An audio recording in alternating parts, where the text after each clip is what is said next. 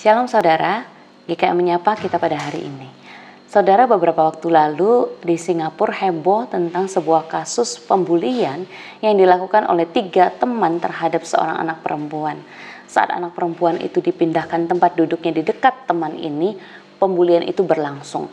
Berulang kali anak perempuan ini meminta tolong, mencari pertolongan ke sekolah, melaporkan kepada guru, tetapi tidak ada tindakan nyata. Lalu saat anak ini sudah tidak dapat menanggungnya lagi, anak ini menceritakan apa yang dia alami di sekolah kepada keluarganya, kepada orang tuanya. Saat orang tua anak perempuan ini datang ke sekolah mengurus masalah ini, yang dilakukan adalah pihak sekolah berusaha memediasi, tetapi dengan cara yang kurang bijaksana, sehingga pembulian itu masih terus berlangsung. Tidak ada tindakan disiplin, bahkan dari orang tua juga tidak melakukan keseriusan untuk mendidik anak-anak mereka. Saudara, yang akhirnya terjadi sampai terpaksa harus diviralkan karena anak-anak yang membuli anak perempuan ini bahkan mengancam keluarganya, mengancam akan membunuh suami dan juga membunuh mama dari anak perempuan ini. Saudara, yang lebih mengejutkan lagi adalah kasus bully ini dilakukan oleh anak-anak yang baru berusia 9 tahun. Apa jadinya kalau kita bayangkan anak-anak yang berusia 9 tahun ini dibiarkan melakukan hal tersebut, tidak ada disiplin, tidak ada bimbingan, tidak ada ketegasan dari orang tua untuk menyatakan apa yang benar dan apa yang salah. Ketika anak-anak ini bertumbuh dewasa, mereka punya kekuasaan, apa yang akan mereka lakukan?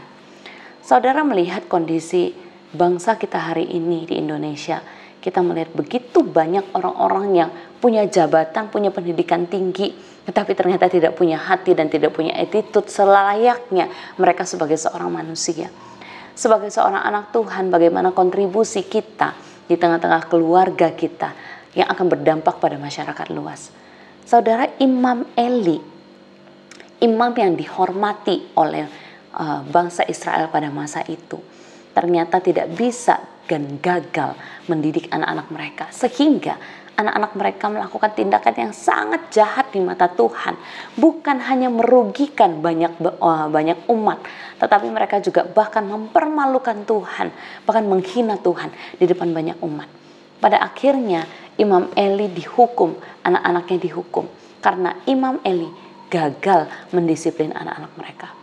Di sepanjang sejarah Alkitab juga terdapat banyak kesaksian, banyak bukti orang tua yang gagal, orang tua yang berhasil di dalam pekerjaan mereka, di dalam peran mereka, dalam tanggung jawab mereka sebagai pemimpin agama, sebagai raja, tetapi mereka gagal mendidik anak-anak mereka. Yakub gagal mendidik anak-anak mereka sehingga terjadilah iri hati, pilih kasih. Kemudian Daud gagal mendidik anak-anak mereka sehingga mereka juga bertindak semena-mena, saling membunuh satu dengan yang lain. Imam Eli gagal mendidik anak-anak mereka, mendisiplin anak mereka, mereka menjadi kurang ajar kepada Tuhan. Bapa kita di surga, Tuhan mengajarkan kepada kita justru satu hal yang tidak bertentangan antara kasih dan disiplin.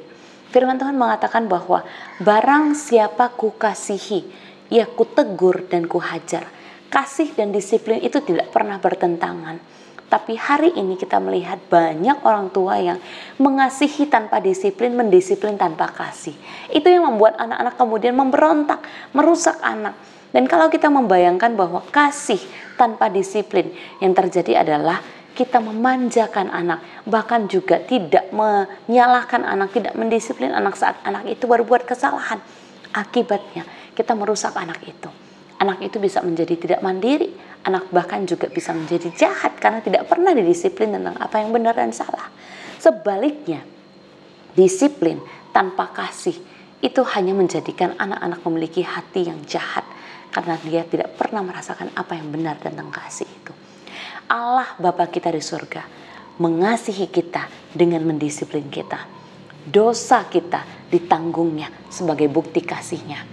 Tapi dosa kita ada konsekuensi yang harus kita jalani ketika kita berlangkah di tengah-tengah dunia yang berdosa ini. Kita belajar melihat bahwa penderitaan banyak diakibatkan oleh dosa kita. Saudara yang dikasihi Tuhan, keluarga itu merupakan bagian yang paling dekat, bagian yang paling kecil yang dapat kita jangkau sebagai bagian dari kontribusi kita, pengabdian kita, wujud cinta kita atas kasih Tuhan. Kalau kita tidak mendidik anak-anak kita dengan memberikan disiplin yang benar di dalam kasih, maka kita akan merusak anak-anak kita. Kita akan merusak generasi berikutnya.